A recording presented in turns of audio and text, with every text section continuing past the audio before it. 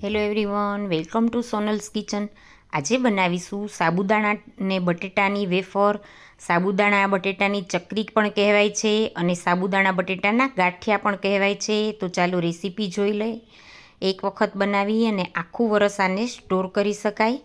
અહીંયા મેં 1 કિલો સાબુદાણાને રાત્રે પાણી નાખી અને આખી રાત માટે પલાળી રાખેલા હતા. સાબુદાણા સરસ પલળી ગયા છે. હવે એક મોટું તપેલું લેશું. એમાં 2 ગ્લાસ પાણી નાખી દઈશું. આ રીતે તપેલાનું તળિયું ઢકાય એટલું પાણી નાખવાનું છે. હવે જે પલાળેલા સાબુદાણા છે એ આ તપેલામાં નાખી દઈશું.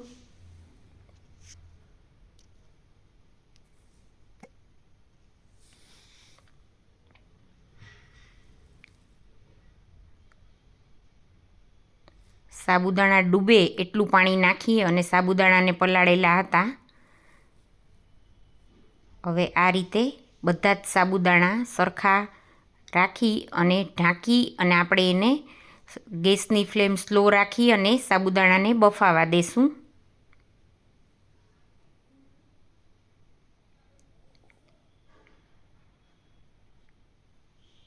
પાંચ મિનિટ પછી આપણે ઢાંકણ છે એ લઈ લેશું અને સાબુદાણાને આ રીતે ચમચો લઈ અને ઊંચા નીચા કરી લેશું. એટલે જે નીચેના સાબુદાણા થોડાક બફાઈ ગયા હોય એ ઉપર આવી જાય. આ રીતે ફેરવી લેશું બધા જ સાબુદાણાને.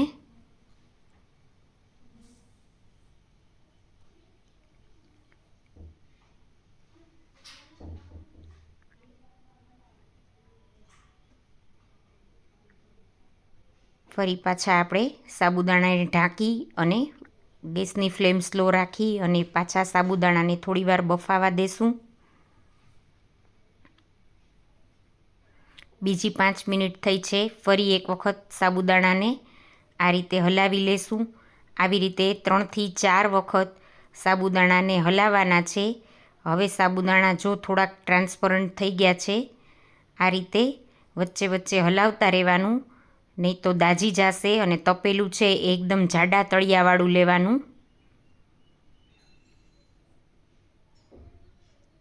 જરૂર લાગે તો થોડું પાણી પણ નાખી શકાય. સાબુદાણા સરસ બફાઈ ગયા છે, એકદમ સરસ ટ્રાન્સપરન્ટ થઈ ગયા છે. હવે એમાં સ્વાદ પ્રમાણે મીઠું નાખી દઈશું.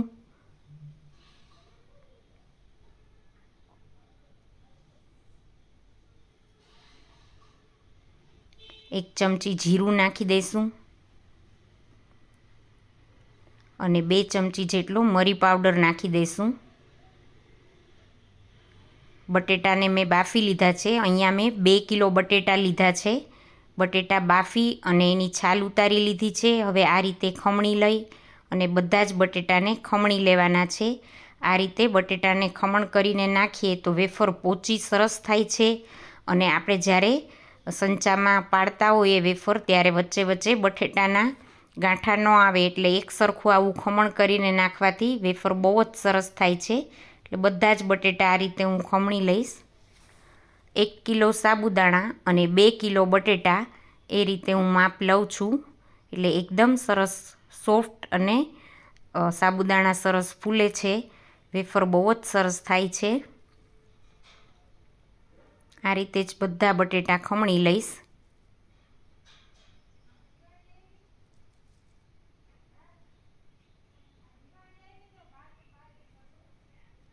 હવે જે આપણે જીરું ને મરીને નાખીને રાખેલું હતું એ સાબુદાણાને ફરી એક વખત હલાવી લઈશ. ગેસ તો ત્યારે જ બંધ કરી દીધો હતો જ્યારે ટ્રાન્સપરન્ટ એકદમ થઈ ગયા હતા, સાબુદાણા બફાઈ ગયા હતા, ત્યારે ગેસ બંધ કરી દીધો હતો. પછી આ બધા મસાલા નાખ્યા. હવે બધા મસાલા પહેલાં મિક્સ કરી લઈશું સાબુદાણામાં. હવે 2 લીંબુ લીધા છે. 2 લીંબુનો રસ નાખી દઈશું. લીંબુનો રસ નાખવાથી વેફરનો સ્વાદ પણ સરસ આવે છે અને વેફરનો કલર પણ સરસ આવે છે. એકદમ સફેદ વેફર બનશે લીંબુ નાખવાથી.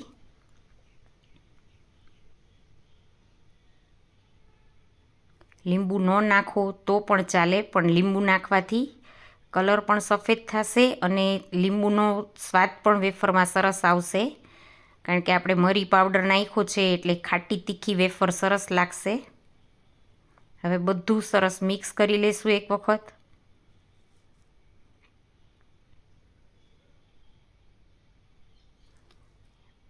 સાબુદાણા ગરમ હોય ત્યાં જ આપણે જે બટેટા ખમણીને રાખેલા છે એ બધા બટેટા નાખી દઈશું અને બધું જ મિક્સ કરી લઈશું. આ બધી પ્રોસીજર ગેસ બંધ કરીને જ કરવાની છે.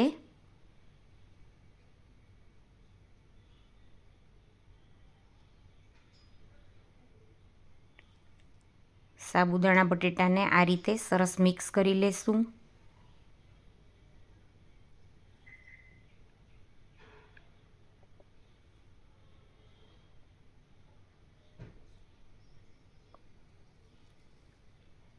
હવે આ રીતે સંચો લઈ એમાં ગાંઠિયાની જારી નાખી અને આપણે જે તૈયાર કરેલું મિશ્રણ છે એ થોડું હૂંફાળું હોય ત્યારે જ આપણે વેફર પાડી લેવાની છે, નહીંતર પાછું કઠણ થઈ જશે. એટલે આપણે સંચામાં આ મિશ્રણ ભરી લેશું.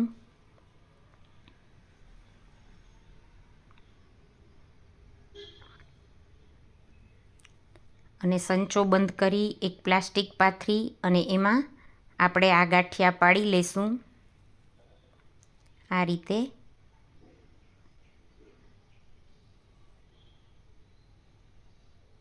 બધા જ ગાંઠિયા પાડી લેશું.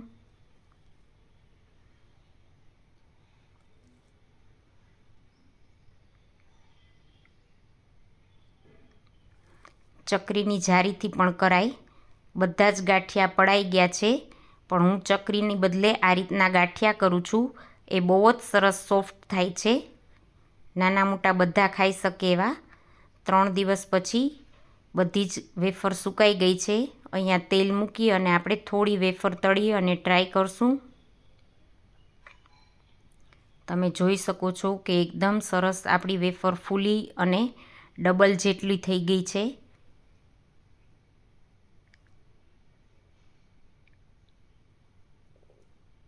આ રીતે તેલમાં બંને સાઈડ ફેરવી અને આપણે ચકરીને તળી લેશું.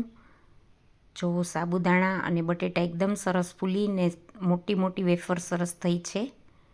આ રીતે હજી થોડીક વેફર આપણે તળી લેશું. બાળકોને નાસ્તા બોક્સમાં પણ આપી શકાય અને ફરાળમાં પણ આ વેફર આપણે ખાઈ શકાય. નાના મોટા બધા ચાવી શકે એવી આ ચકરી બને છે.